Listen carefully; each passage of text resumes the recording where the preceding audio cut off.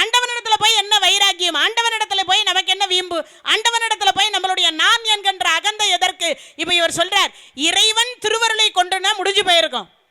இவர் சொன்னாரு வேதத்தை கொண்டுனார். வேதம் எதில் அடக்கம்? பிரணவத்தில் அடக்கம்.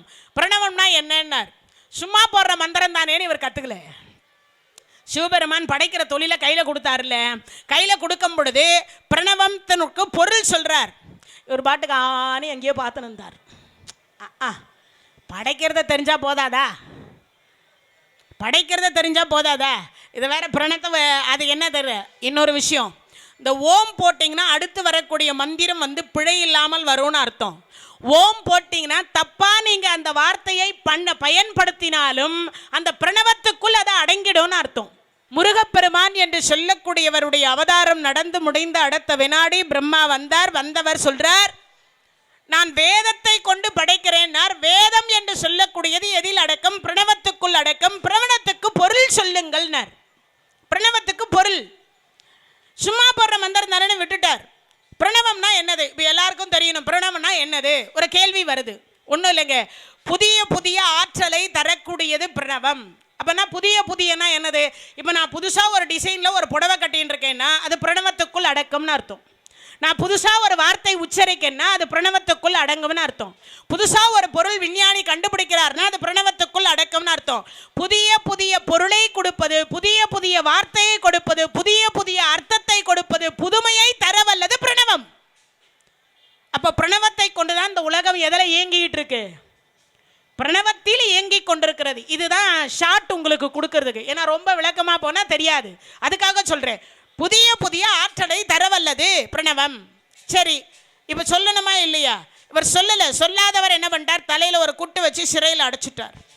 அடைச்ச அடுத்த வினாடி பார்த்தார், பிரம்மா படைக்கிற தொழில் நின்று போச்சு. என்ன தொழில்? படைக்கிற தொழில் நின்று விட்டது. இப்போ படைக்கிற தொழில் நின்று விட்டால் யார் படைக்கிறது? படைக்கிற தொழில் முருகனே கையில் எடுத்தாராம். எனக்கெல்லாம் ரொம்ப வருத்தம். ஏன்னு சொல்லுங்க. அவன் படைக்கிற போது நாமெல்லாம் பிறக்காம போயிட்டோமே. நல்ல எழுத்தா எழுதியிருப்பான்ல, நல்ல எழுத்தா எழுதியிருப்பார்ல. அதனால சொல்கிறேன். ஏன்னா நிறைய பேருக்கு விஷயம் தெரியுமோ தெரியாதோ, ஆலகால விஷத்தை சிவன் உண்டார்னு மட்டும் தெரியும். ஆனால் அதுக்கு அடுத்து இன்னும் 2 கதை இருக்குது. 3 பகுதியாக பிரித்தாங்க. ஒரு பகுதி சிவபெருமான் சாப்பிட்டார், ஒரு பகுதி நாராயணர் உடம்பெல்லாம் பூசிக்கொண்டார். பிரம்மாவுக்கு வந்த ஒரு பகுதியை 3ஆக பிரிக்கப்பட்டது. பிரம்மாவுக்கு வந்த பகுதியை 3ஆக பிரித்தாங்க. எனக்கும் இந்த புராணம் தெரியாது. வடநாட்டில் நான் டெல்லியில் ஒரு இடத்துல பேச போகும்போது அங்கே ஒரு ஐயா சொன்னார். அப்போ தான் அவர் சொன்னார், எங்கள் வடநாட்டு புராணத்தில் இந்த கதை உண்டுன்னு அதில் செய்யுள்ள இருந்து எடுத்து கொடுத்தார். அவர் எடுத்து கொடுத்தார். அப்போ சொன்னார், நான்முகன் எப்படி படைக்கிறார்? என்னையா இது? ஒரு பகுதி சிவபெருமான் சாப்பிட்டார், கழுத்தில் நின்று போச்சு. ஒரு பகுதி நாராயணர் உடம்பெல்லாம் பூசிக்கினார், மேனி கருத்து போச்சு, கருமை நிற கண்ணனாக மாறிட்டார். இப்போ பிரம்மா அவருக்கு வந்த பகுதியை 3ஆக பிரித்தார். இப்போ அவருக்கு வந்த பகுதி 3ஆக பிரிச்சதுல என்ன ஆயிடுச்சு? ஒரு பகுதியை ஆண்களினுடைய கரு விழியில் வச்சார். 2வது பகுதி பெண்களினுடைய ஸ்தனத்தில், மார்பக பகுதியில், காம்பு பகுதியில் வச்சார். எவ்வளோ ஒயிட்டாக இருந்தாலும் காம்பு கருப்பாக இருக்குமா? ஏன்? அந்த இடத்துல தான் குழந்தைகளுக்கு பால் என்று சொல்லக்கூடியது. அவள் வயிற்றில் பிறக்க இருக்கக்கூடிய குழந்தைக்கு, என்னைக்கோ பிறக்க போற பிள்ளைக்கு அங்க அமுதத்தை சேர்த்து வச்சு கொடுத்துருக்கிறார். 2 பகுதியாச்சா? 3ஆவதா இன்னொரு பகுதி இருக்குல்ல, என்னடா பண்றதுன்னு பார்த்தார். அறிவு இருக்கிறவன் வியாபாரம் பண்ணுறான். ஒரு பகுதியே தொழிலுக்கு எதுக்கு ஆண்களுக்கு வச்சார், ஒரு பகுதியை பெண்களுக்கு வச்சுட்டார். 2 பகுதி முடிஞ்சிச்சு. 3ஆவது பகுதி என்னடா பண்ணலான்னா, நம்ம தலையெழுத்தை எழுதுவதற்கு 4 யுகமாக விஷத்தலை எழுதின்னு இருக்கானா அந்த படும்பாவி. என்ன மேடம் நீங்களே இப்படி எல்லாம் திட்டுறீங்க அப்படி தானே கேட்க தோணுது. அவன் ஆலகால விஷத்தில் எழுதுறதுனால தான் ஸ்ரீவல்லி புத்தூருக்கு எப்படி வழி நான் கேட்குறேன். அவன் சொல்கிறான், திருநெல்வேலி போயிட்டு இப்படி போயும் வரலாம், இல்லை விருதுநகர் சாத்தூர் இப்படி போயும் வரலாம், சிவகாசி திருமடங்கள் இப்படியும் வரலாம், ராமேஸ்வரத்துலேருந்து இப்படி வரலாம். நான் கேட்குறேன், இவ்வளவு வழியும் சொல்லிட்டான், அவன் 4 பக்கத்துலேயும் வழியை சொல்லிட்டான். நான் கேட்குறேன், ஷார்ட் வழி இல்லையா? என் மூளை என்ன சொல்லுது? குறுக்கு வழி இல்லையான்னு கேட்குது. ஏன்? எடுப்புது எதில் எழுதிக்கிறான்? ஆலகால விஷத்தில் எழுதிட்டான். அதனால் திருடுறது, பொய் சொல்கிறது, ஏமாத்துறது மற்றும் இருக்கக்கூடிய பஞ்சமா பாதக செயலை மனிதர்கள் செய்வதற்கு காரணகத்தா யாரு? நம் தலையெடுத்து ஆழகால விஷத்தினால் எழுதப்பட்ட எழுத்தினால் வரக்கூடியது தான் இவ்வளவு விஷமும். நம்ம எண்ணங்கள் விஷமமாக இருக்கிறதுக்கு காரணம் அதுதான். இப்போ அப்படிப்பட்ட பிரம்மா இந்த இடத்துல சொல்றார், எதை கொண்டு? திருவருளை கொண்டுன்னு சொல்லணும். ஆனால் அவர் திருவருளை கொண்டுன்னு சொல்லாம என்ன பண்ணிட்டார்? பிரணவத்தை கொண்டுன்னு சொல்லல. அது பிரணவத்துக்கு பொருள் தெரியல. அவரே உட்கார்ந்து படைக்கிறார். யாரு? முருகப்பெருமான் படைக்கிறார். இப்படி முருகப்பெருமானுடைய அவதாரம் என்று சொல்லக்கூடியது நிகழ்ந்ததனாலே தேவர்கள் சிறை மீட்ட பெருமான். என்ன பெருமான்? தேவர்கள் சிறை மீட்ட பெருமான். ஏறுமையில் ஏறி விளையாடு முகம் ஒன்று, ஈஸ்வருடன் ஞானமொழி பேசும் முகம் ஒன்று, கூறும் அடியார்கள் வினை தீர்க்கும் முகம் ஒன்று, குன்றுருவ வேல் வாங்கி நின்ற முகம் ஒன்று, மாறுபடு சூரரை வதைத்த முகம் ஒன்று, வள்ளியை மனம் புணர வந்த முகம் ஒன்று, ஆறுமுகம் ஆன பொருள் நீ அருளல் வேண்டும், ஆதி அருணாசலம் அமர்ந்த பெருமாளே. ஒவ்வொரு முகத்திற்கு ஒரு திருவருள் இருக்கிறது. அப்போ அவரே படைக்க ஆரம்பிச்சுக்கிறார். அப்படிப்பட்ட கருணாமூர்த்தி தேவர்களை சிறை மீட்ட பெருமாள். அசுரர் கிளைவாட்டி மிகவால வசன மிகவேற்றி மறவாதே, மனது துயராற்றில் உழலாதே, இசை பயில் சடாச்சரம் அதனாலே இகபர சௌபாகியம் அருள்வாயே, பசுபதி சிவாக்கியம் உணர்வோனே, பழனிமலை வீற்றருளும் வேளா, அசுரர் கிளைவாட்டி மிகவால அமரர் சிறை மீட்ட பெருமாளே. திருப்புகள்ல சொல்றார் அருணகிரி பெருமான், அமரர் சிறை மீட்ட பெருமாள். யார் அமரர்கள்? இந்த 33 கோடி தேவர்கள் 60 லட்சம் ஆண்டு காலம் சிறையில் இருந்தாங்க. இப்போ சூரபதமனுடைய கொடுமை நடக்குது. இந்த கதையெல்லாம் தெரிந்ததற்கு பிறகு முருகப்பெருமான் நினைக்கிறார், ஏன் இவ்வளவு துன்பம்? தட்சனுடைய யாகத்தில் தேவர்கள் பங்கேற்று சிவன் நிந்தனையை காதால கேட்டாங்க. உங்களெல்லாம் எதுக்காக இதை கேட்க சொல்றோம்னா, சிவனை ஒருவேளை ஏதேனும் நேரத்தில் நாம திட்டி இருந்தால் இந்த கந்த புராணம் கேட்டா, இந்த முருகப்பெருமானுடைய பெருமை கேட்டா அந்த பாவத்தை நிவர்த்தி பண்ணிக்கலாம். அப்பேற்பட்ட ஒரு புராணம் கந்த புராணம். அப்பேற்பட்ட புராணம் இந்த புராணம். கந்த புராணம் தான் நம்மளுடைய சொந்த புராணம். இப்போ முருகப்பெருமான் இந்த தேவர்கள் சிறையில் இருந்து விடுவிக்கிறார். என்ன என்றார்? திருச்செந்தூர் என்று சொல்லக்கூடிய இடத்துல சூரனை வதம் பண்ணி அவன் என்ன பண்ணிட்டான்? சேவலும் மயிலுமாக மாறுறான். ஏன்னா கந்த புராணம் சொல்லிட்டே போறதுக்கு அது ஒரு 10 நாள் தேவைப்படும், புராணம் மொத்தத்தையும் சொல்லணும்னா. அதனால முதல் படை வீடு சொல்றேன், எல்லாரும் தெரிஞ்சு வச்சுக்கோங்க. ஒரு படை வீட்டில் ஒரு கதை இருக்கு. முதல் படை வீடு எது? திருப்பரங்குன்றம். அங்க என்ன நடந்தது? சூரனை வதம் செய்த காரணத்தினாலே தெய்வ யானையை கல்யாணம் பண்ணிக்கிறதுக்கு கொடுக்கிறார். யார்? இந்திரன் கொடுக்கிறார். இந்திரன் வளர்த்த தெய்வ யானை வளர்த்ததுனால அவளுக்கு தெய்வ யானைன்னு பேரு.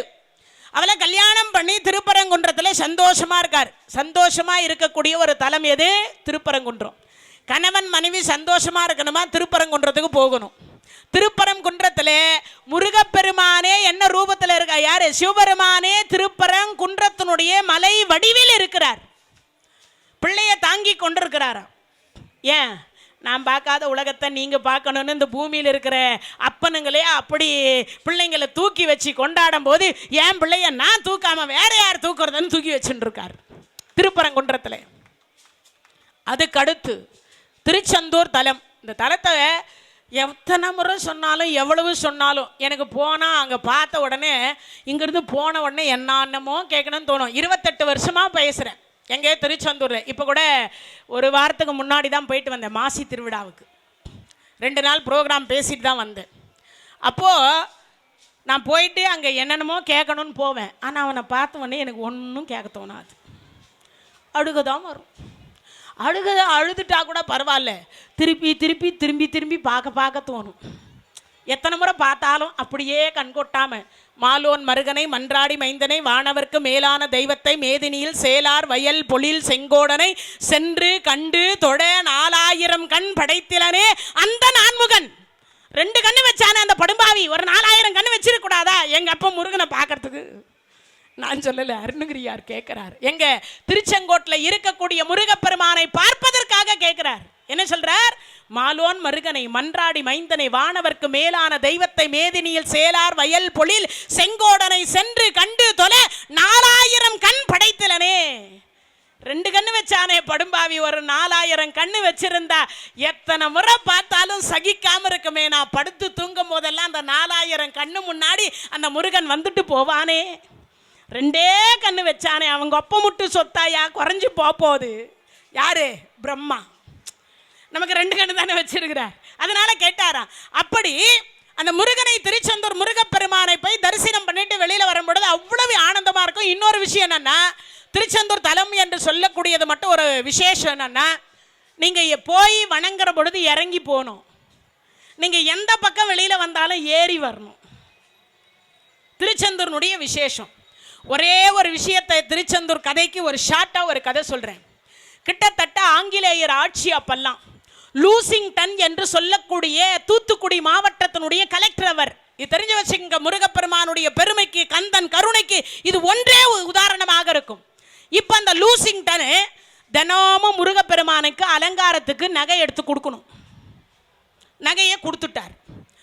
இவர் அபிஷேகம் பண்ணிட்டு இருக்கார். நான் வெளியில் போனோம், சீக்கிரமா அபிஷேகத்தை முடிச்சுட்டார். முடிச்சுட்டு சிவாச்சாரியார் தொட்டு தொட்டு அந்த டவலில் தொட்டு தொட்டு எடுப்பார். அந்த சிலையை வந்து தொட்டு எடுப்பாங்க. முருகனை வந்து ஒரு டவல் வச்சு தொட்டு தொட்டு எடுத்தாங்க. எடுத்த உடனே பார்த்தா இந்த லூசிங்டன் போனார். நகையை கொடுத்துட்டு சீக்கிரம் அலங்காரத்தை பார்த்துட்டு நான் வெளியில் போனேன், சீக்கிரமா பண்ணு அப்படின்னார். சொன்ன அடுத்த வினாடி இவர் பண்ணிட்டாரு. இல்லைங்கய்யா கொஞ்சம் இருங்க, தொடச்சிட்டு போடுறேன். என்ன உங்கள் முருகனுக்கு வேர்க்குதா? எல்லாரும் சிக்கலில் வேர்த்து கேள்விப்பட்டிருப்போம். திருச்செந்தூர் முருகப்பெருமான் வேர்ப்பாருன்னு நிறைய பேருக்கு தெரியுமோ தெரியாதா? வேர்க்கும். திருச்செந்தூர் முருகப்பெருமானுக்கு வேர்வை உண்டு. இப்போ வேர்த்தது. உடனே சிவாச்சாரியார் கிட்ட அந்த லூசிங்டன் கேட்டார். கேட்ட அடுத்த வினாடி இவர் சொல்றார் ஆமாண்டார். பொய் சொல்ற, அபிஷேகம் முடிச்சிருக்கிற, அதனால அந்த கல் அதுக்கு வேர்க்குது, எங்கிட்டயே பொய் சொல்றியா? யாரங்கே ஒரு 100 டவல் கொண்டாடினார்.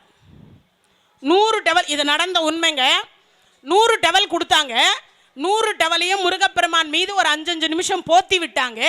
போத்தி விட்டுட்டு அதுக்கப்புறம் எடுத்து பிழிஞ்சா அதுல இருந்து ஒரு சொட்டா தண்ணி விடுது. புது டவல்ல தண்ணி எடுக்காது, நல்லா தெரியும் உங்களுக்கே. நல்லா முக்கி வச்சு நல்ல 4 கும்முனதுக்கு அப்புறம் தான் அது இழுக்கும், உண்டா இல்லையா? ஆனா அந்த புதிய டவல் பிழிஞ்சா தண்ணி வருது. 1 ஆச்சு, 2 ஆச்சு, 3 ஆச்சு, 4 ஆச்சு, 5 ஆச்சு, 99, 100 டவல் போத்தனாங்க, பிழிஞ்சாங்க.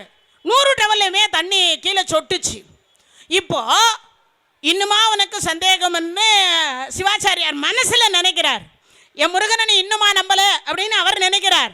நீ ஏன் கவலைப்படுற சிவாச்சாரியாரு, அவனுக்கு நான் ஒரு பாடத்தை கற்பிக்கிறேன்னு பக்கத்தில் இருந்த சிவாச்சாரியார் கண்ணுக்கு தெரியல. லூசிங்டன் என்று சொல்லக்கூடிய அந்த சிலை வடிவில் அதே ரூபத்தில் முருகப்பெருமான் காட்சி கொடுத்து அந்த லூசிங்டன் கிட்ட கேட்கிறார், லூசிங்டன் இன்னுமா என்ன நம்பல அப்படின்னார். நான் இருக்கேன்னு இன்னுமா நீ நம்பலன்னார். இவருக்கு கையெல்லாம் ஒதுருது. யாருக்கு? லூசிங்டனுக்கு ஒதுருது. சிவாச்சாரியார் சிவாச்சாரியார் சிவாச்சாரியார் முருகன் பேசினா என்கிட்ட, முருகன் பேசினா என்கிட்டேன்னார். பைத்தியம் பிடிச்சிச்சு போல. இவன் நாமெல்லாம் என்ன நினைப்போம்? அப்படி சொன்னா என்ன நினைப்போம்? இந்த ஆளுக்கு பைத்தியம் முடிச்சிச்சு போலுக்குது. முருகனாவது பேசுறதாவது. 35 வருஷமா நானே இந்த முருகனை என்ன பண்ணிட்டு இருக்கேன்? தினமும் அவனை அபிஷேகம் பண்ணிட்டு இருக்கேன், ஆராதனை பண்ணிட்டு இருக்கேன், அலங்காரம் பண்ணிட்டு இருக்கேன், சந்தன காப்பு பண்ணிட்டு இருக்கேன், பச்சை சாத்தின்னு இருக்கேன், சிவப்பு சாத்தின்னு இருக்கேன். என் கண்ணுக்கே பேசாத முருகன் இவன் காலில் ஷூவை போட்டுட்டு அதை தூக்கி கைட்டி விசிறு அடிச்சுட்டு சாக்ஸோட கோட்டை மாட்டிட்டு உள்ள வரவன் கண்ணுக்கு அந்த முருகன் தெரிஞ்சிருவான் அவர் நினைக்கிறார். ஆனா இந்த 100 டவல் போத்தி விட்டாரே, போர்வையில போத்தி விட்டாரே, இன்னுமா இவன் என்ன நம்பாம இருக்கிறான். சரி கொஞ்சம் அவனுக்கு காட்டி தான் கொடுப்போமேன்னு காட்டி கொடுத்து அடுத்த வினாடி ஓடி போனார். சாக்ஸை கைட்டினார், கோட்டை கைட்டினார், எல்லாத்தையும் கைட்டி போட்டு வந்து சாஷ்டாங்கமா விழுந்தார். முருகன் என்னிடத்தில் காட்சி கொடுத்தான், என்னை பேசினான். முருகன் கேட்டான், என்னை இன்னுமா நீ நம்பவில்லை என்று ஒரு புன்சிரிப்பு சிரித்தான். அவன் என்னிடத்தில் பேசினான். இதை சொல்லிட்டார். அன்றைய தினத்திலிருந்து கோட்டை கைட்டிட்டு தான் அந்த லூசிங்டன் கடைசி ரிட்டையர்மெண்ட் காலம் வரைக்கும் உள்ள போய் கருவறையில் போய் முருகப்பெருமானை, அவர் ஒரு கிறித்துவர், முருகப்பெருமான் பாதத்தில் விழுந்து வணங்கிட்டு அங்க இருக்கக்கூடிய விபூதி என்கின்ற பன்னீர் இலை பிரசாதத்தை நெத்தியில வச்சு கடைசி வரைக்கும் முருக நாமத்தை சொல்லிட்டு இங்கிருந்து வாஷிங்டன் போனார். ஆனா இதுக்கப்புறம் தான் கதை, இதுக்கப்புறம் தான் கதையே. அவர் ரிட்டையர்மெண்ட் காசை திருச்செந்தூர் முருகப்பெருமானுக்கு வெள்ளி கவசம் செய்து வைத்தார். இன்னைக்கும் லூசிங்டன் என்று சொல்லக்கூடியவருடைய இறந்த நாள் அன்றைய தினத்தில் அந்த வெள்ளி கவசம் என்று சொல்லக்கூடியது முருகப்பெருமானுக்கு சாற்றப்படுகிறது. இன்றைய தினம் வரைக்கும், இன்னைக்கு வரைக்கும் சாத்துறாங்க.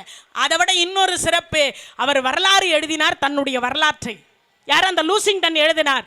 நான் கடவுளை கண்டேன்னார். நான் கடவுளை கண்டேன். அப்போ ஒரு கேள்வி எழுது, எல்லோருக்கும் மனசுல எடும். இந்த புராணத்தை, இந்த வரலாற்றை படிக்கிற பொழுது எங்கு கண்டாய் என்று தெரியும். எல்லாரும் நினைப்பீங்க நான் வாஷிங்டன்ல தான் பார்த்தேன்னு. சத்தியமா இல்லை.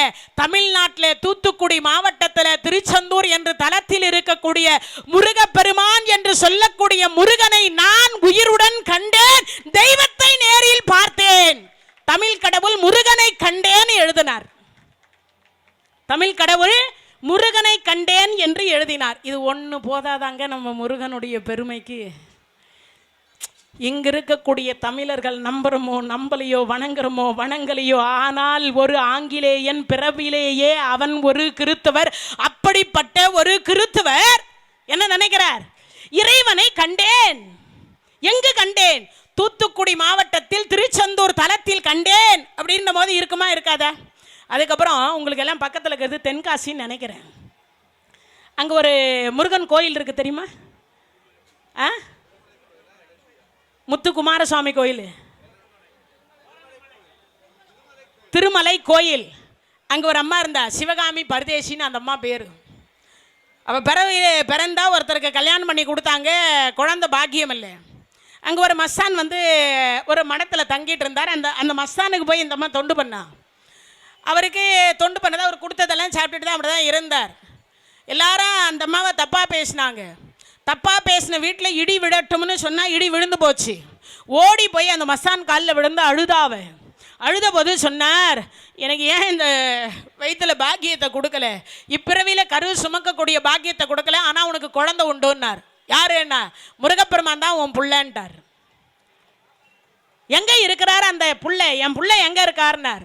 இப்ப இருக்கக்கூடிய அந்த என்ன மலை, தென்மலை என்று சொல்லக்கூடிய திருமலையா, திருமலை என்று சொல்லக்கூடிய அந்த தென்காசி தலத்தில் இருக்கக்கூடிய மலையில போய் அங்க போய் பகல்லையே போக முடியாது. அவ்வளவு நாகம் இருக்குமா, அவ்வளவு சிங்கம் புலி கரடியெல்லாம் வருமா, அப்படி வருமா.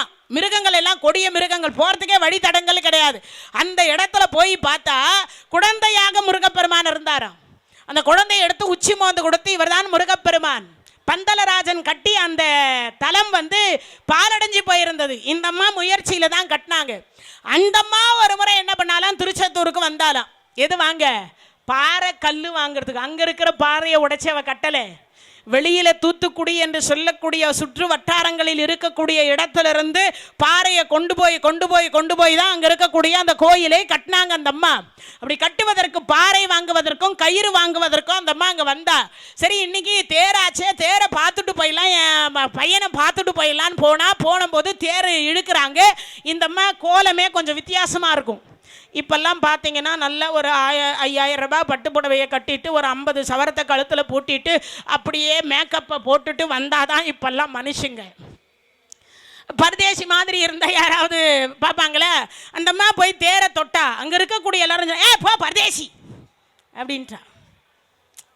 அந்த வார்த்தையை பயன்படுத்தினாங்க. உடனே பார்த்தா அந்த அம்மா விட்டுட்டு போயிட்டு, அப்பா ஒரு பெத்த ஆத்தா ஒரு பிள்ளையினுடைய தேரை இழுக்கவானான்னு சொல்லிட்டாங்கடா, அந்த தேர் ஓடவே கூடாது, அங்கே தான் நிற்கணும், நான் தொட்டதுக்கு அப்புறம் தான் ஓடணும், நான் உன் மேலே வச்சிருக்கிற அன்பு நிஜமாக இருக்குன்னா நீ எனக்கு பிள்ளையாக இருப்பேன்னா அந்த தேர் ஓடக்கூடாதுன்னு போய் நேராக கடற்கரையில் போய் உக்காந்துட்டான். நேராக அந்த கடற்கரையில் போய் உட்காந்து அடுத்த வினாடி பார்த்தீங்கன்னா தேர் இழுக்கிறாங்க, தேர் நகரவே இல்லை. அதுக்கப்புறம் அங்கே யாரோ சிவாச்சாரியார் மேலே இந்த கடற்கரை ஓரத்தில் பேர் சொல்லி சொன்னிருக்க சிவகாமி பரதேசி என்கின்ற ஒரு அம்மையார் இருக்கா. அந்த அம்மையாரை அழைத்து வந்து அவள் தொட்டால் தேர் அசையும்னு சொல்லிக்கிறாங்க. நேராக இங்கிருந்து போனாங்க. அம்மா யாரம்மா இதில் சிவகாமி பரதேசின்னு கேட்ட உடனே, ஐயா நான் தான், ஒன்றும் இல்லை, உங்களை நீங்கள் வாங்க, உங்கள் பையன் உத்தரவு கொடுத்துக்கிறார், நீங்கள் தொட்டாதான் அந்த தேர் அசையுமா, தேரை இழுக்க முடியுமா, வாங்க. பரதேசின்னு தெருத்தி விட்ட அடுத்த வினாடி என்ன நடந்தது? போய் உட்காந்து அடுத்த வினாடி கிட்டத்தட்ட 1856 வருஷம்னு ஒரு குறிப்பு போட்டிருக்காங்க. அப்படிப்பட்ட ஒரு அந்த தேரை பிடிச்சி என்ன பண்ணா, வந்தா தொட்டா, மகனே இதை விட ஒரு தாய்க்கு வேற என்னடா வேணும், இதை விட ஒரு தாய்க்கு வேற என்ன வேணும்? அவ தொட்டா இழுத்தாங்க, தேர் நகர்ந்தது. யோசிச்சு பாருங்க எவ்வளவு திருவிளையாடல். அப்போ அப்பேற்பட்ட ஒரு பெருமான் வந்து திருச்செந்தூர் முருகப்பெருமான். உடனே கேட்டுறாதீங்க, திருப்பரங்குன்றத்தில் என்ன சக்தி இருக்கோ அதே சக்தி தான் திருச்செந்தூருக்கும் உண்டு. திருச்செந்தூரில் என்ன சக்தி இருக்கோ அதே சக்தி தான் பழனிமலைக்கும் உண்டு. பழனிமலையில் என்ன சக்தி இருக்கோ அதே சக்தி தான் சுவாமி மலைக்கு உண்டு. சாமி மலையில் என்ன சக்தி இருக்கோ அதே தான் திருத்தணிக்கு உண்டு.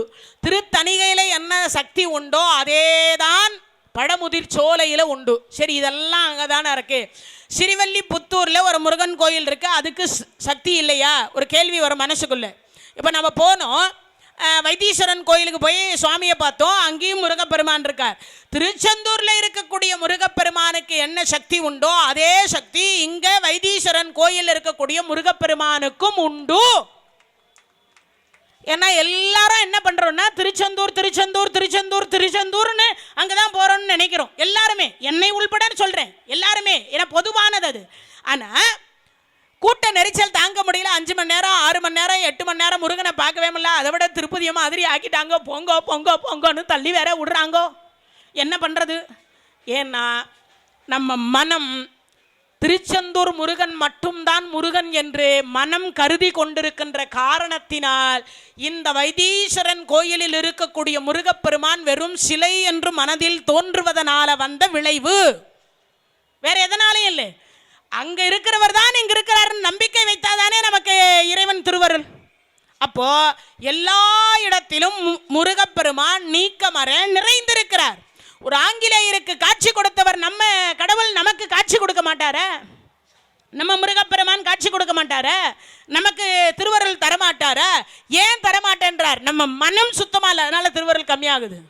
ஏன்னா நம்ம தான் 1008 அழுக்கார தூக்கி இங்கே வச்சுன்னு இருக்கிறோமே, உண்டா இல்லையா? எல்லா குப்பையும் தூக்கி இங்கே வச்சுன்னு இருக்கிறோம், தேவையில்லாத குப்பையெல்லாம்.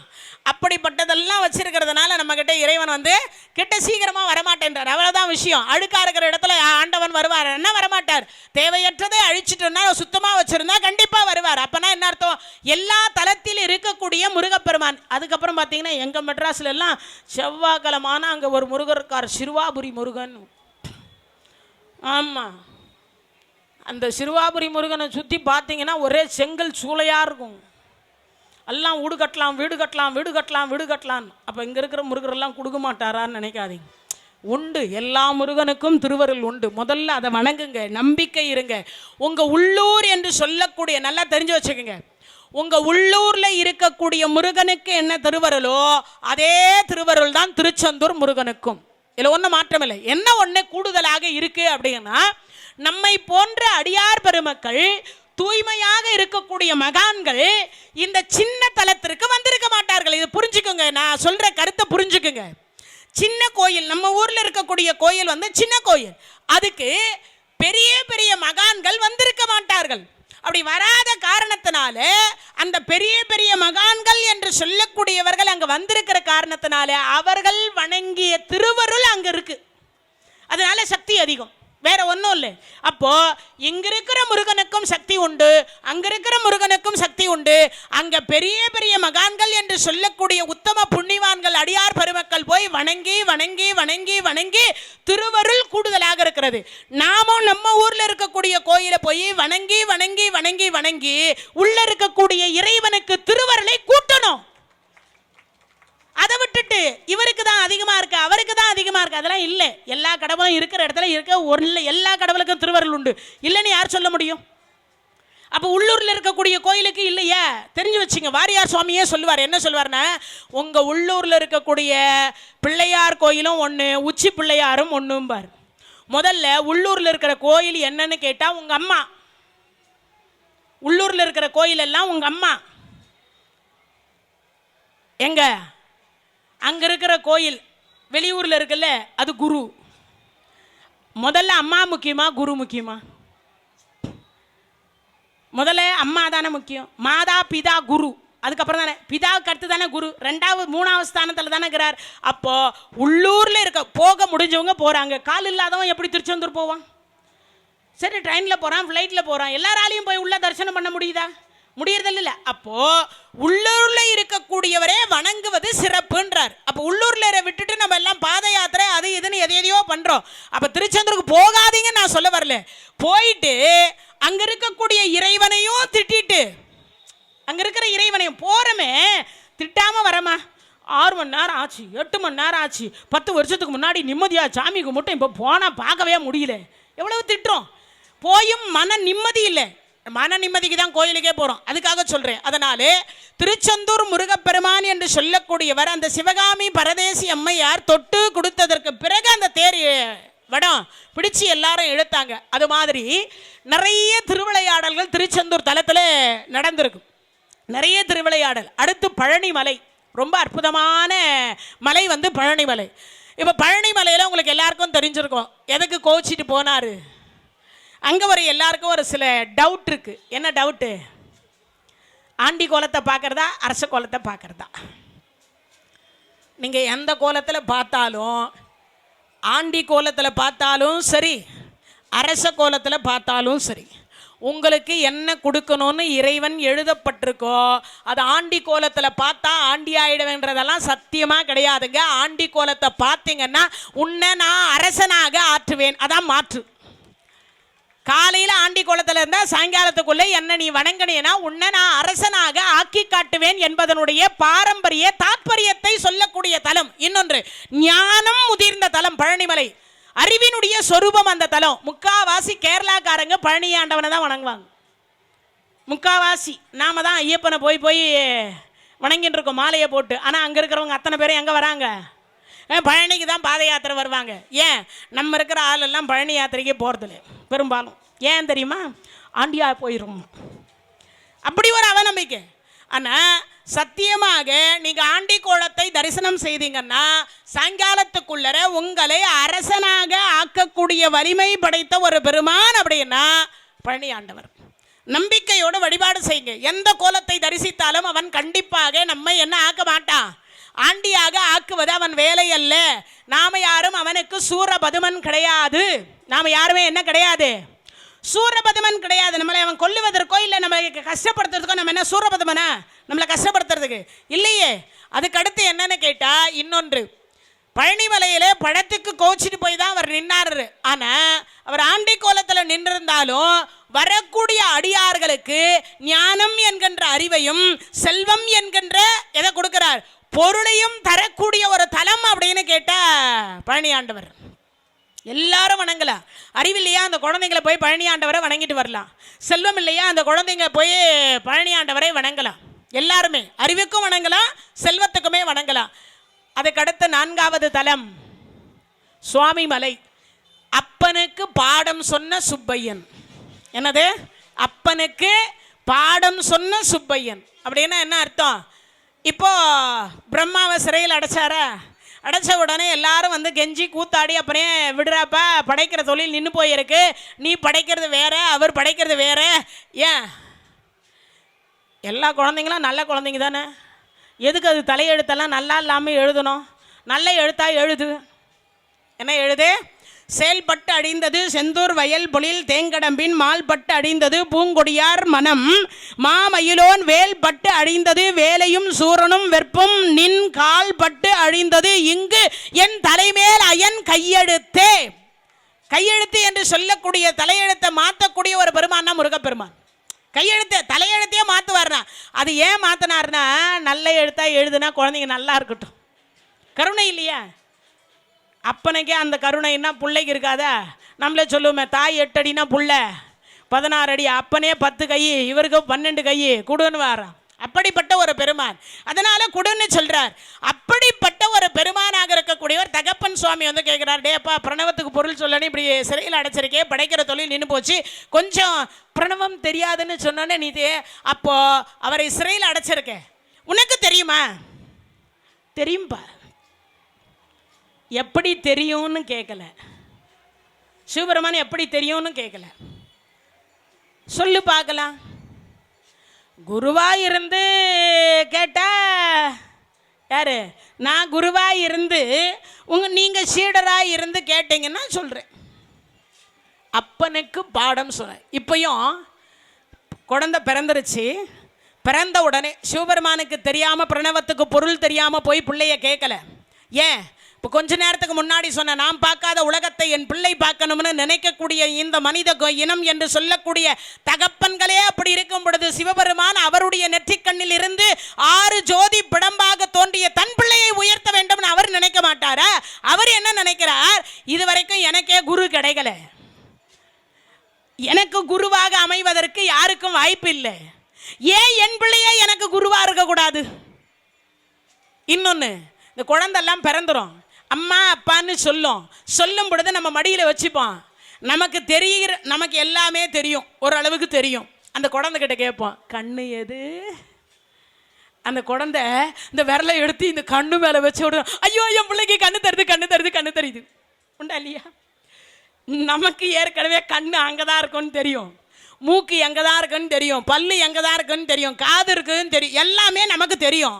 ஆனால் நம்ம குழந்தை சொல்லும் போது, ஐயோ என் குழந்தைக்கு கண்ணு மூக்கு காதெல்லாம் எல்லாம் தருது, எவ்வளோ சந்தோஷப்படுறோம். அப்போ சிவபெருமானை சந்தோஷப்பட வைப்பதற்காகவும், சிவபெருமான் சந்தோஷமாக இருப்பதற்காகவும் இங்கே யார்கிட்ட பாடம் கேட்டார்? முருகப்பெருமான் இடத்துல பாடம் கேட்கிறார். சுவாமி மலை என்று சொல்லக்கூடிய தலத்தில் பாடம் கேட்டார். அந்த சுவாமி மலை 60 படி ஏறும் பொழுது தமிழுடைய வருடங்கள் 60 படி அதில் இருக்கும். ஒரு படி ஒவ்வொரு வருடமும் பிறக்கிற பொழுது என்ன பண்ணுவாங்க? அந்த படிக்கு படி பூஜை நடத்துவாங்க. 60 வருஷம் நடக்குது இல்லையா? அந்த 60 ஆண்டு காலமாக அந்த படிக்கு படி பூஜை நடத்துவாங்க. சுவாமி மலை ஒரு முறையாவது வாழ்க்கையில் அறிவில்லாத குழந்தைங்களை கொண்டு போய், அது மட்டும் இல்லை, இந்த மூல வளர்ச்சி இல்லாத குழந்தைங்கன்னு சொல்கிறீங்க தெரியுமா, அந்த மாதிரி குழந்தைங்களே கூட்டு போய் சுவாமி மலையில் அந்த குழந்தைங்களே ஒவ்வொரு படிக்கு நிற்க வச்சு முருகா ஞானத்தை கொடு, அறிவை கொடு என்று கேட்டு, அந்த குழந்தைகளுக்கு ஞானத்தை கொடு, அறிவை கொடுன்னு கேட்டு அப்படி உயர்த்தி கொண்டு போனீங்கன்னா கிட்டத்தட்ட அந்த சுவாமி மலையை வணங்கிட்டு வந்தா அந்த தகப்பன் சுவாமி என்று சொல்லக்கூடிய பெருமான் அந்த குழந்தைகளுக்கு அறிவோட ஆயுளையும் சேர்த்து தருவார். அப்பேற்பட்ட ஒரு பெருமான் சுவாமி மலை. இப்போ 5வது தலம் என்ன தலம்? திருத்தணிகை. சூர சம்ஹாரம் நடக்காத இருக்கக்கூடிய ஒரு தலம் அப்படின்னா திருத்தணிகை. அதே மாதிரி அன்பான வேண்டுகோள், யாரும் தப்பாலாம் எடுத்துக்காதீங்க.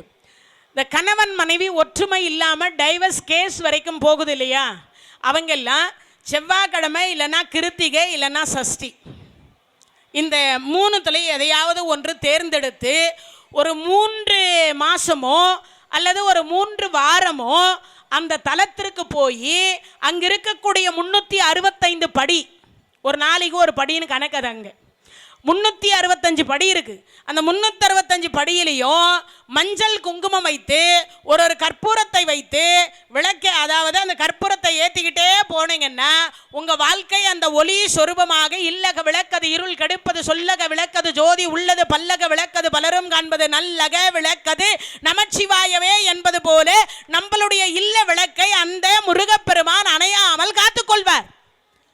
டைவர்ஸ் கேஸ் வரைக்கும் போய் எத்தனையோ அடியார் பெருமக்களுக்கு நான் சொல்லி 3 வாரம் 5 வாரம் 6 வாரம் அப்படி போய் டைவர்ஸே வாபஸ் வாங்கிட்டு வீட்டுக்கு வந்துக்கிறாங்க. அப்பேற்பட்ட கணவன் மனைவி ஒற்றுமைக்கு ஒரு உதாரணமாக இருக்கக்கூடிய ஒரு தலம் அப்படின்னா திருத்தணிகை. அங்கே என்ன திருத்தணிகைன்னா என்ன அர்த்தம்னா செருத்தணிகை, கோபம் தணிந்து வள்ளி எம்பிராட்டிய கல்யாணம் பண்ணிட்டு உட்கார்ந்துட்டு இருக்கிற தலம். மகிழ்ச்சியாக இருக்கிறாராம். அருணகிரி பெருமான் எல்லா இடத்துலையும் சொல்வார், மாறிலா வள்ளி வாழ்க, மாறிலா வள்ளி வாழ்கம்பார். ஏன் தெரியுமா? தெய்வயான தேவலோகத்தில் வளர்ந்தவன், நம்ம கஷ்டம் அவளுக்கு தெரியாது. முருகப்பெருமான் நினைப்பாராம், திருத்தணி முருகப்பெருமான் போய் வணங்கினா முருகப்பெருமான் 10 ரூபாய் எடுத்து கொடுப்பாராம். பக்கத்தில் இருக்கிற வள்ளி சொல்லுவாளாம், ஏங்க சொல்லுங்க,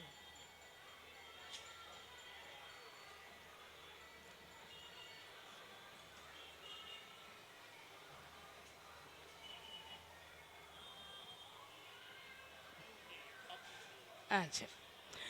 பூக்குடி நிகழ்ச்சி காப்பு கட்டுவதற்கு மஞ்சள் வாங்கி கொடுக்க விரும்புபவர்கள் நண்பர்கள் கோயில் அலுவலகத்தில் கொடுக்குமாறு கேட்டுக்கொள்கிறோம். இந்த பூக்குழி இறங்கக்கூடிய அந்த மஞ்சள் காப்பு கட்டுவாங்க இல்லையா, அதை வாங்கி கொடுக்கக்கூடிய அன்பர்கள் வேண்டுதல் வச்சு பிரார்த்தனை பண்ணிவிட்டு வாங்கி கொடுத்தீங்கன்னா அடுத்த வருஷம் என்ன நடக்கிறதோ, கல்யாணம் ஆகலைன்னா, குழந்தை பிறக்கலைன்னா, அதே மாதிரி வேலை கிடைக்கலன்னா, அதே மாதிரி உங்களுக்கு ஏதாவது நோய் இருக்குமானால், ஏதாவது பிரச்சனை இருக்குமானால், அதே மாதிரி சொந்த வீடு அமையலைன்னா, இது எல்லாவற்றுக்குமே வேண்டி அந்த மஞ்சளை கொடுக்கலாம், வாங்கி கொண்டு போய் கொடுக்கலாம். மஞ்சள் என்பது என்னது? மங்களகரம்னு அர்த்தம். மஞ்சள் என்பது மங்களகரம்னு அர்த்தம். அப்போ நம்ம வீட்டில் வந்து மங்களகரம் என்று சொல்லக்கூடிய நிகழ்வு நடைபெறும் அப்படிங்கிறது உறுதியானது. அதனால் வாங்கி கொடுக்கக்கூடியவர்கள் உள்ளே இருக்கக்கூடிய அலுவலகத்தில் கொண்டு போய் கொடுக்கும்படி விழாக்குழுவின் சார்பில் கேட்டுக்கொள்கிறோம். இறைவனுடைய கருணையினாலே செரு தணிகை, கோபம் தணிந்தது. இப்போ முருகப்பெருமான் 10 ரூபா கொடுக்குறாராம். பக்கத்தில் இருக்க வள்ளியம்பிராட்டி சொல்லுவாளாம், விற்கிற விலைவாசியில் ஒரு டீயே 25 ரூபா, அதுக்கே இது பத்தாது.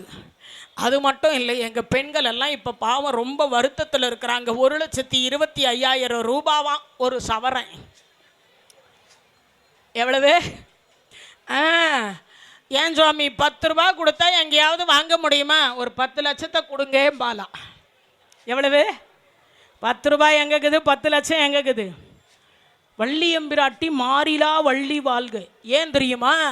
அவ முருகன் 10 ரூபா கொடுத்தா 10 லட்சம் கொடு என்று சொல்லக்கூடிய கருணை மிகுந்த ஒரு பிராட்டியார் வள்ளியம்பிராட்டியார். அதனால தான் வள்ளி தெய்வசேனா சமேத சுப்பிரமணிய சுவாமி தான் இருக்குமே தவிர முதல் கல்யாணம் தெய்வயானதா. முதல் பொண்டாட்டி பேரை சொல்லி தானே ரெண்டாவது பொண்டாட்டி பேரை சொல்லணும். ஆனால் எந்த இடத்துலையுமே பார்த்தீங்கன்னா வள்ளி தேவசேனா சமேத சுப்பிரமணிய சுவாமி தான் இருக்கும். ஏன்? தவம், இன்னொன்று கருணை. ஒன்று தவம், இன்னொன்று என்னது? கருணை. அவ்வளவு கருணை உடையவளாம். யாரவ? வள்ளியம்பிராட்டி. அப்போ கணவன் மனைவி ஒற்றுமையாக வாழணும், குடும்பம் செழிக்கணும். அதே மாதிரி திருத்தணி முருகப்பெருமானை வணங்கக்கூடியவர். முதல்ல ஒருத்தர் நடந்து போனார். சுவாமி சைக்கிளில் ஒருத்தர் போகிறார், எனக்கு சைக்கிள் வேணும், பரிசீலனை கொடுத்துட்டார். ரெண்டாவதாக ஒருத்தர் மறுபடியும் போனார். சுவாமி என்னால் சைக்கிள் மிதிக்க முடியல, உடம்பு கொஞ்சம் வெயிட் ஏறி போச்சு. 2 வீலர் கேட்டார், ஒரு டிவிஎஸ் கொடுத்தார். சுவாமி இப்போ எனக்கு கல்யாணம் ஆயிடுச்சு, பின்னாடி டிவிஎஸ்ல என் பொண்டாட்டி கொஞ்சம் குண்டா இருக்கா, உட்கார வைக்க முடியல, நல்ல பெரிய பைக்காக கொடு, ஒரு 3 லட்சத்தில் கொடுத்தார். அதுக்கப்புறம் பார்த்தார், சுவாமி இப்போ எனக்கு 2 பிள்ளை ஆயிடுச்சு, 2 பேரும் போனால் போலீஸ் பிடிக்குது, 4 பேர் போனால், அதனால் சுவாமி 4 வீலர் கொடு. 4 வீலரையும் கொடுத்தார். நடந்து போனார், சைக்கிள் கொடுத்தார், டிவிஎஸ் கொடுத்தார், பெரிய பைக் கொடுத்தார், இப்போ காரையும் கேட்டார், கொடுத்துட்டார். அதுக்கு அடுத்து சொல்கிறார் நிரந்தர வேலை கொடுத்தார், நல்ல மனைவி கொடுத்தார், நல்ல குழந்தை கொடுத்தார், நல்ல வேலையை கொடுத்தார், நல்ல 4 வீலரை கொடுத்தார், எல்லாம் கொடுத்தார். இப்போ டிரைவர் கார் ஓட்டுறார், இவர் உட்காந்து போகிறார். போனவர் பார்த்தார், டிரைவர் சொல்கிறார், ஐயா முருகனை வணங்கிட்டு போகலாமே. எங்கே போகிறான் முருகன்?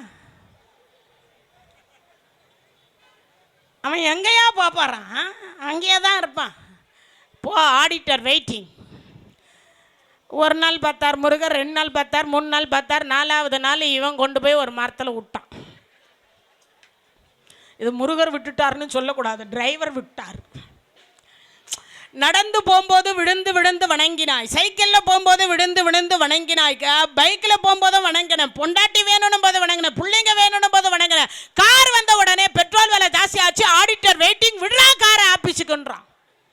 முருகர் எங்கே போகிறார்? இங்கே தான் இருக்க போகிறார், நாம் போய் வணங்கிக்கலாம் அப்புறம் என்ன பண்ணுறது? அவர் பார்த்தார், என்ன கண்டுக்கல, அடுத்து யார் நடந்து வராரோ நான் அவரை பரிசீலனை பண்ணிக்கிறேன், நீ போ அப்படின்னு அவர் அமுச்சு வச்சிட்டார். எங்கே?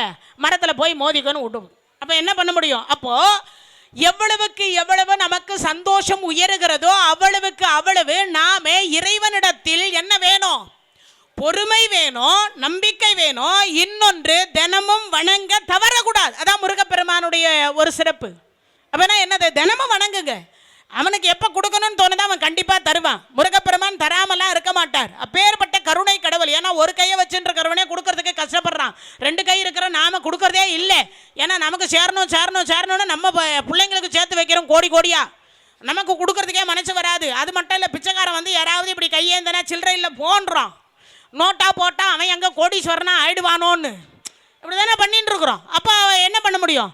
அப்போது நாம இறைவனை 12 கரத்தோன் 12 கையால் அள்ளி அள்ளி கொடுப்பார். அப்போது திருத்தணி முருகப்பெருமான் இந்த ஜனவரி 1க்கு படிவிழா நடத்துவாங்க. இது நடந்த உண்மை. ராத்திரியில் அவர் ஒரு படிக்கு ஒரு திருப்புகழ் பாடிட்டே போவாங்க. ஒரு படிக்கு ஒரு திருப்புகழ். காசினியில், அதாவது காசினியில் பிறவாதே, காலனிடத்தில் அணுகாதே, சீல அகத்திய ஞான தேனமுதை தருவாயே, மாலையனு கரியோனே, மாதவரை பிரியோனே, 4 மறை பொருளோனே, நாககிரி பெருமாளே. திருப்புகழ் சொல்லுது. காசினியில் பிறவாதே, காலனிடத்தில் அணுகாதே. காசியில் இந்த பூமியில் பிறந்தா ஒரு நாளைக்கு யமங்கைக்கு நம்ம போய் தான் ஆகணும். யாரும் மறுக்கவே முடியாது. யாராவது முடியுமா? நான் யமங்கிட்டலாம் போக மாட்டேன் சொல்ல முடியுமா? அவன் முதல்ல சொல்லிட்டு வரானான்னு பாருங்க. நம்மக்கிட்ட பர்மிஷன் வாங்கிட்டு எடுப்பானா? ஆமாம், எடுக்க மாட்டான். நம்மக்கிட்ட பர்மிஷன் கேட்டால் அவன் கதி அதோ கதி ஆகிடும். சும்மாவா விடுவான் அவனை? பர்மிஷன் வாங்கிட்டு விட்டால் அவனுக்கே லஞ்சம் கொடுத்துட மாட்டோம். வேணும்னா வீட்டை வச்சுக்கோ, காரை வச்சுக்கோ, இன்னும் ஒரு 50 வருஷம் வாழ்ந்துட்டு போகலான் இருக்கேன், விட்டுட்டு போ அப்படின்னுவோம். அவனுக்கும் லஞ்சம் கொடுப்பான், அவனுக்கும் என்ன வேணாலும் பண்ணுவோம். அந்த மாதிரி ஆயிடுச்சு. அதனால் அப்படிப்பட்ட முருகப்பெருமானாக இருக்கக்கூடிய இவர் படிவில் ஒரு படிக்கு ஒரு திருப்புகள் பாடிக்கிட்டே போகிறாங்க. அப்படி பாடிக்கொண்டே போகிற பொழுது பார்த்தீங்கன்னா 300வது படிக்கு போனார் அடியார். வயிறு பசினா பசி, அப்படி ஒரு பசி. வெற்றிவேல் முருகனுக்கு அரோகரான்னாங்க. இட்லி காப்பி முருகனுக்கு அரோகரா, போண்டா பஜ்ஜிக்கு அரோகரா. இவர் சொல்கிறார் இட்லி காப்பி முருகனுக்கு அரோகரா, போண்டா டீக்கு அரோகரா, இப்படி சொல்லிகிட்டே போகிறார். எல்லாம் படியேறி போகிறாங்க. இவருக்கு சிறுகுடல் பெருகுடல் தின்னுது, ஒன்றும் முடியல. உடனே ஒரு சின்ன பையன் ரூபத்தில் திருத்தணி முருகப்பெருமான் கொண்டு வந்து இட்லி காப்பி போண்டா கையில் கொடுத்துட்டு சாப்பிட்டுட்டு அப்புறமா போங்க சுவாமின்னார். இவர் உட்காந்து சாப்பிட்டு முடிச்சுட்டு அதுக்குள்ளே 15 படி அவங்க ஏறிட்டாங்க. ஏய்யா இவ்வளவு நேரம் எங்கேயா இருந்த? ஒன்றும் இல்லை, இட்லி சாப்பிட்டுட்டு வந்தேன். இட்லியா? ஏய்யா 300வது படிக்கட்டில் எவையா வந்துக்கு உனக்கு இட்லி கொடுத்தேன்? தெரியல, யாரோ ஒரு பையன் வந்தான் எனக்கு கொடுத்தான். பொய்யெல்லாம் சொல்லாதயா, பொய் சொன்ன வாய்க்கு போஜனம் கிடைக்காதும்பாங்கன்னாரு. இல்லையா நிஜமாக தான் சொல்கிறேன், என் கையை வேணா மோந்து பாருன்னா இட்லி சாம்பார் வாசனை பஜ்ஜி வாசனை வருதான். இது நடந்த ஒரு உண்மை கதை. அந்த மாதிரி திருத்தணி முருகப்பெருமான் வேண்டியதை வேண்டத்தக்க அளவுக்கு தரக்கூடிய ஒரு பெருமான் வந்து திருத்தணி முருகப்பெருமான். என்ன கேட்டாலும் தருவார், எப்படி கேட்டாலும் தருவார். ஏன்னு கேட்டால் வள்ளியை பக்கத்தில் வச்சுட்டு இருக்கிறதுனால எப்போதுமே சிரிச்சிட்டு சந்தோஷமாக இருப்பாராம். நாம் கூட சந்தோஷமாக இருந்தால் என்ன கேட்டாலும் கொடுப்போம். நாம் சந்தோஷமாக இருந்தால் என்ன கேட்டாலும் கொடுப்போமா? கொடுக்க மாட்டான்மா. கோபமாக இருந்தால் தான் கொடுக்க மாட்டோம், சந்தோஷமாக இருந்தா எல்லாமே கொடுப்போம் இல்லையா? அதனால அப்படி சந்தோஷமா இருக்கிற பொழுது கொடுத்துட்டார். அப்போ திருத்தணி என்று சொல்லக்கூடியது கோபமே படாத ஒரு தலம் என்பது திருத்தணிகை. இது தெரிஞ்சு வச்சுக்கோங்க. அதே மாதிரி குடும்ப ஒற்றுமைக்கு, குழந்தை பாக்கியத்திற்கு, கல்யாணத்திற்கு, அதே மாதிரி டைவர்ஸ் கேஸ் வரைக்கும் போயிருக்கக்கூடிய யாருமே நீங்கள் எல்லாரும் அங்கே போய் கிட்டத்தட்ட ஒரு 3 டைம் இல்லைன்னா ஒரு 5 டைம் இல்லைன்னா 6 டைம் திருத்தணியில் உதித்தருளும் ஒருத்தன் மலை விருத்தன் என துலத்தில் உரை கருத்தன்மையில் நடத்து குகன் வேலே. இதை 108 முறை ரிப்பீட் பண்ணிகிட்டே இருக்கலாம். வேல் மாறல் இது முதல்ல கொடுத்தவர் அருணகிரி பெருமான். வேல் வகுப்புன்னு கொடுத்தார். அதையே வந்து வள்ளிமலை சுவாமிகள் வந்து மாற்றி 108 முறை வர மாதிரி அதை மாற்றி பின்னும் முன்னும் பின்னுமாக மாற்றி வேல் மாறலாக கொடுத்தார். அப்படிப்பட்ட திருத்தணி என்று சொல்லக்கூடிய தலம் என்ன கேட்டாலும் கொடுக்கக்கூடிய தலம், கருணை மிகுந்த தலம், சந்தோஷமா இருக்கிற தலம். எல்லா தலத்திலும் சூர சம்ஹாரம் நடக்கும். திருத்தணியில் மட்டும் என்ன கிடையாது? சூர சம்ஹாரம் இல்லாத தலம். அடுத்த தலம் பழமுதிர் சோலை. என்ன சோலை? பழமுதிர் சோலை. எங்க இருக்கு? மதுரைக்கு பக்கத்தில் அழகர் கோயிலுக்கு மேலே. எங்கே இருக்கு? அழகர் கோயிலுக்கு மேலே. இந்த அவ்வை பிராட்டி இருக்கால, அவ்வை பிராட்டி, அவள் உக்காந்துட்டு இருந்தாலும் அங்கே. அவள் உட்காந்துட்டு இருக்கும்போது இந்த முருகப்பெருமான் அந்த அம்மாவுக்கு கொஞ்சம் கர்வம். என்ன கர்வம்? நிறைய தமிழ் படிச்சுட்டோமேன்னு. என்ன படிச்சிட்டோம்? கொஞ்சம் தமிழ் படிச்சுட்டோமேன்ற கொஞ்சம் கர்வம் இருந்துச்சு. இந்த கர்வத்தை எப்படா போக்குறதுன்னு சொல்லிட்டு இந்த மாடு மேய்ச்சிட்ருக்கார். எரும மாடு மேய்க்க. அதுவும் மாடு கூட இல்லை, என்ன மாடு? எரும மாடு மேய்க்க. தலைப்பா கட்டிட்டு எரும மாடு மேய்ச்சிக்கிட்டு அங்கே இழந்த பல மரத்துக்கு மேலே உட்காண்டிருக்கார். அந்த மரம் இருக்குது, அந்த மரத்துக்கு மேலே உட்காந்து காலாட்டினே இருக்கிறார். அப்பா வெயில், என்ன வெயில், ஏதாவது சாப்பிட்டா நல்லா இருக்கும் போல இருக்கு. பாட்டி என்ன வேணும்? ஏதோ சாப்பிட்டா நல்லா இருக்கும்னு தோணுதே, என்ன வேணும்? அப்பா மேலே உக்காந்துருக்கியா, இழந்த பழமா, நல்லா இருக்குமே, இனிக்குமே, கொஞ்சம் பறிச்சு கூட. சரி, சுட்ட பழம் வேணுமா, சுடாத பழம் வேணுமா? இது என்னையா இது அநியாயமாகுது. பழத்தை வேக வச்சு வறுத்து கொடுப்பியோ? அதெல்லாம் இல்லை, நீ கேளு, நான் தரேன். இல்லை, நான் எப்பயுமே சுடாத பழம் சாப்பிட்டு பழக்கம். சுட்ட பழம் இன்னை வரைக்கும் நான் சாப்பிட்டதே இல்லை, அதனால் எனக்கு சுட்ட பழமே கூட அப்படின்னா. அதே இவர் என்ன பண்ணார், இந்த இலைக்கிளையை பிடிச்சி இப்படி ஒரு உழுக்கு உழுக்குனார். எல்லாம் கீழே விழுந்துருச்சு. இப்போ அந்த விழுந்த பழத்தை எடுத்து மண் ஒட்டிக்குச்சு. இப்போ எடுத்தா ஒன்றா. இப்போ கேட்குறார் முருகப்பெருமான், பாட்டி பழம் சுடுதான்னார். அப்போ அந்த அம்மா சொல்கிறா, கருங்காலி கட்டையையே அசர வச்சுட்டியேயா, நீ யார்? கருங்காலி கட்டையையே அசைச்சு பார்த்துட்டியே, நீ யார்? நான் எரும மாடு மேய்க்கிற பையன், மாடு மேய்க்கிற பையன் இல்லை, நீ வேற யாரோ. யார்? அவ தான் அங்கே நின்று அப்படி காட்சி கொடுக்குறார். முருகா நீயா? என்னை இவ்வளவு நேரம் என்னிடத்துல பேசியது நீயா? ஐயோ, என்னை ஏன்றா இப்படி சோதிச்சே? இல்லை, கொஞ்சம் படிச்சுட்டாவே தலகணம் வந்துடுது இல்லை, கொஞ்சம் ஞானம் வந்துட்டாவே தலகணம் வருதில்ல. நம்ம எவ்வளவு படிச்சிட்டோன்ற கணம் இருக்கு இல்லையா? இல்லையாடா, எனக்கு அப்படியெல்லாம் எண்ணம் இல்லை. இல்லை, இருந்ததா இல்லையா? ஏதோ ஒரு செகண்ட் அப்படி வந்துட்டு போயிட்டு இருக்கலாம் அப்படின்னா. அப்போ தான் சொன்னார், என்ன சொன்னார்? எவ்வளவு படித்தாலும் சரஸ்வதியே 4 யுகமாக படிச்சுருக்காளாம், நாம் எல்லாம் சாதாரண மாணவர்கள். அப்போ அந்த சாதாரண மாணவர்களாக இருக்கிற பொழுது அப்போ தான் என்ன கேட்டார்? கொடியது, இனியது, பெரியது, அதுக்கப்புறம் என்ன கேட்டாங்க? புதியது. இதை எல்லாத்தையும் கேட்டு அங்கே தான் சொன்னாங்க. கொடிது கொடிது இளமையில் வறுமை கொடிது, அதனினும் கொடிது எது? ஆற்றொன்னா தொழுநோய், அதனினும் கொடிது. அன்பில்லா பெண்டீர், அதனினும் கொடிது. அவர் கையால் இன்புற சாப்பிட்றது தான் கொடியுதுன்னா. அவ கையால் சாப்பிட்ற ஒரு சாப்பாடு இருக்கே, அது கொடியுது அப்படின்னா. இளமை கொடிதான், அதில் வறுமை கொடியதான். அப்படி அவளுடைய வார்த்தை ஜாலம் என்று சொல்லக்கூடியதே சொன்ன ஒரு தலம், ஞானம் முதிர்ந்த தலம். ஏன்? அவளே வயசானவ, ஞானம் அதிகமாக இருக்கின்ற ஒரு அகந்தை ஒரு துளியளவு வந்ததுனாலே அதை அப்பவே அறுத்தறியணும்னு இறைவன் அந்த இடத்துல வந்து பழமுதிர் சோலையில் காட்சி கொடுத்தார். அதனால ஞானம் முதிர்ந்த ஒரு தலம். நாம் எல்லாம் வயசாயிட்டா அந்த தலத்துக்கு போய் என்ன பண்ணணும்?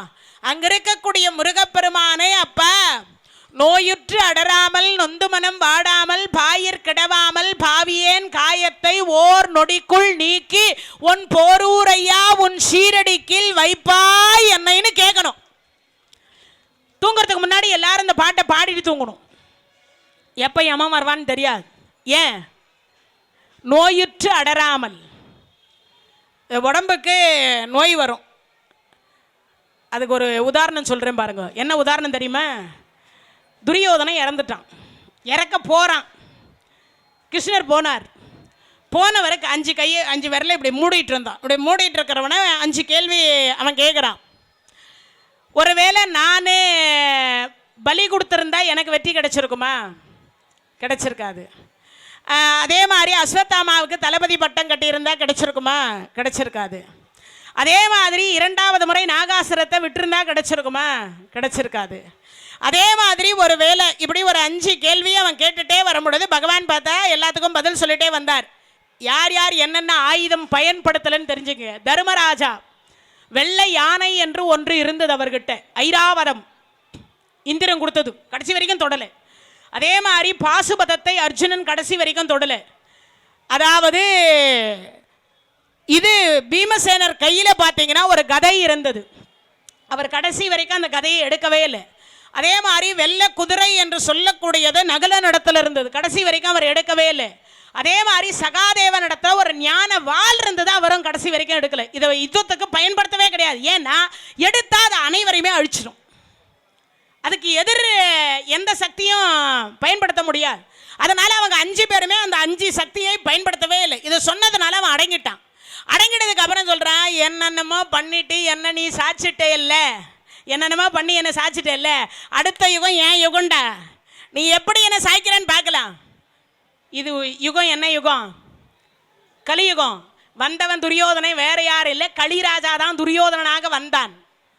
அந்த துவாபர யுகத்தினுடைய பூமி பாரத்தை தீர்ப்பதற்காக கலி ராஜா தான் துரியோதனாக வந்தான்.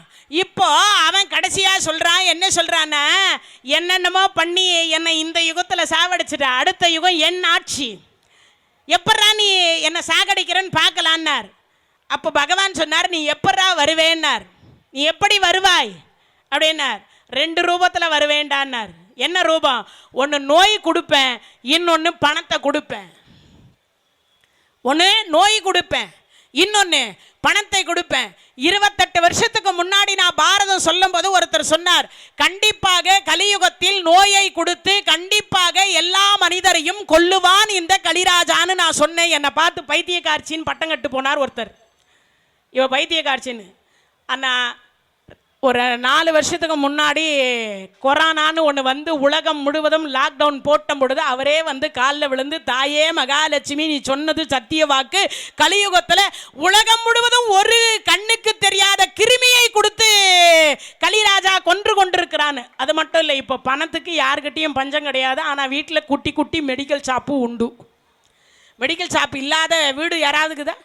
எல்லா தாத்தா பாட்டிலேருந்து தலை வலிக்குது மாத்திரை போட்டுக்கணும், கால் வலிக்குது, முட்டி வலிக்குது, எல்லார்கிட்டையும் ஒரு மாத்திரை போடாதவர்கள் இல்லை, ஊசி போடாதவர்கள் இல்லை. இந்த 2ஐ கொடுத்து தான் கலிராஜா கொல்லுவாராம்.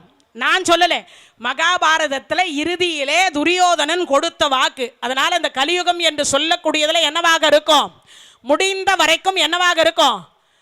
ஒன்று நோய், இன்னொன்று பணம். இது 2ம் கொடுத்து தான் அழியும் நாடு. உலகமே அதில் தான் அழியும்னு சொல்லப்படுது. அதனாலே முடிந்த வரைக்கும் என்ன பண்ணுங்க, நேரம் கிடைக்கின்ற பொழுதெல்லாம் ஏது பிழை செய்தாலும் ஏழையேனு கிறங்கி தீது புரியாத தெய்வமே போரூர் தனிமுதலே நாயேன் பிழைக்கின்றவாறு நீ பேசு தெய்வமே. பேசக்கூடிய ஒரே ஒரு தெய்வம் யாரான்னா முருகப்பெருமான். பேசக்கூடிய தெய்வம் முருகப்பெருமான். பேற்றை தவம் சற்றும் இல்லாத என்னை பிரபஞ்சம் என்னும் சேற்றை கழிய வடிவிட்டவா செஞ்சடாவி மேல் ஆற்றை பணியை இதழியை அம்புலியின் கீற்றை புனைந்த பெருமான் குமாரன் கிருபாகரனே. ஏன் தெரியுமா? அவர் சேரு, நம்மலாம் உலக சேரு பூசின்னு இருக்கிறோமா, அதனால சிவபெருமான் ஆறு வச்சுட்டு இருக்காராம். நம்மளுடைய சேரை கழுவுவதற்கு அவங்க அப்பா ஆறு வச்சுட்டு இருக்கிறதுனால என்ன பண்ணிட்டாரா, அப்பனே ஆறு வச்சுட்டு இருக்கானே, நாம 12 கையை வச்சு கொடுக்கலான்னு கொடுக்கிறாராம். கிருபாகர மூர்த்தியாம். யார் அவரு?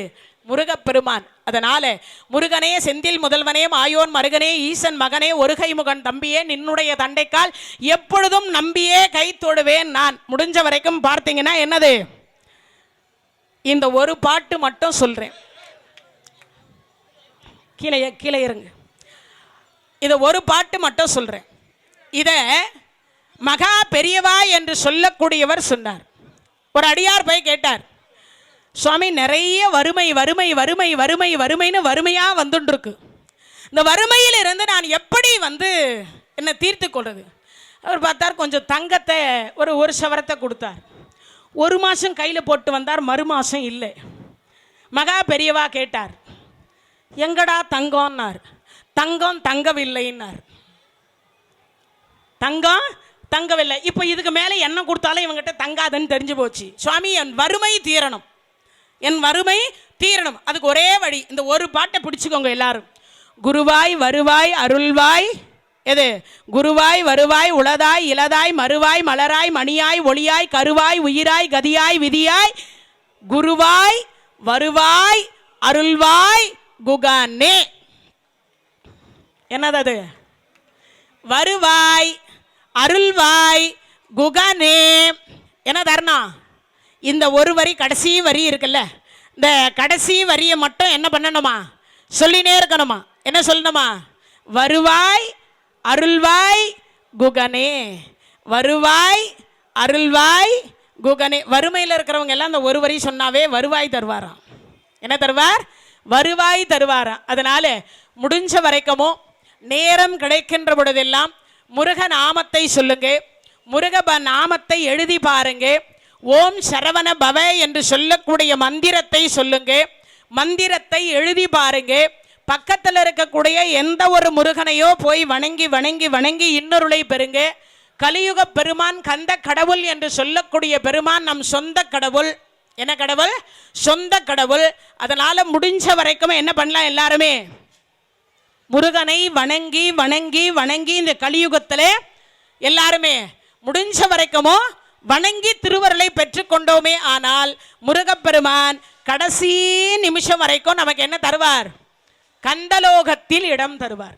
கடைசி முடிவில் கந்தலோகத்தில் இடம் தருவார். அதனால முடிஞ்ச வரைக்கும் முருகரை வணங்கி, அடியேனுக்கு ஒரு 11 மணிக்கு சாத்தூரில் ட்ரெயின், நேற்றைக்கு மாதிரி கொஞ்சம் லாங் டைம் எடுத்து பேச முடியாத ஒரு சூழ்நிலை. அதனால் இவ்வளவு நேரம் இந்த பொருளுதவி, நிதி உதவி, உடல் ஒத்துழைப்பு 2வது ஆண்டு காலமாக இந்த பெரிய மாரியம்மன் சமய சொற்பொழிவு மன்றத்தின் மூலியமாக 2வது ஆண்டு காலமாக எனக்கு இந்த நேரத்தில் அடியேன் என்று சொல்லக்கூடியவருக்கு வாய்ப்பு கொடுத்து அந்த நல்ல உள்ளங்கள் என்று சொல்லக்கூடிய அனைவருக்குமே எல்லாருக்குமே இறைவனுடைய கருணை என்று சொல்லக்கூடியது கிடைக்க வேண்டும் என்று பிரார்த்தித்து கொண்டு, நோயுற்று அடராமல் நொந்து மனம் வாடாமல் பாயிர் கிடவாமல் பாவியேன் காயத்தை ஓர் நொடிக்குள் நீக்கி உன் போரூர் ஐயா உன் சீரடி கீழ் வைப்பா என்னை. இந்த பாட்டை மட்டும் இரவு நேரத்தில் தூங்குறதுக்கு முன்னாடி சொல்லி அனைவருமே முருகப்பெருமானுடைய திருவடியை போய் சேர வேண்டும், முருகப்பெருமானுடைய இன்னருளை பெற வேண்டும் என்று சொல்லி பிரார்த்தித்து கொண்டு மீண்டும் நல்லதொரு சந்தர்ப்பத்தில் வேறொரு தலைப்போடு உங்கள் அனைவரையும் சந்திப்பேன் என்று கூறி விடைபெறுகின்றேன். நன்றி, வணக்கம்.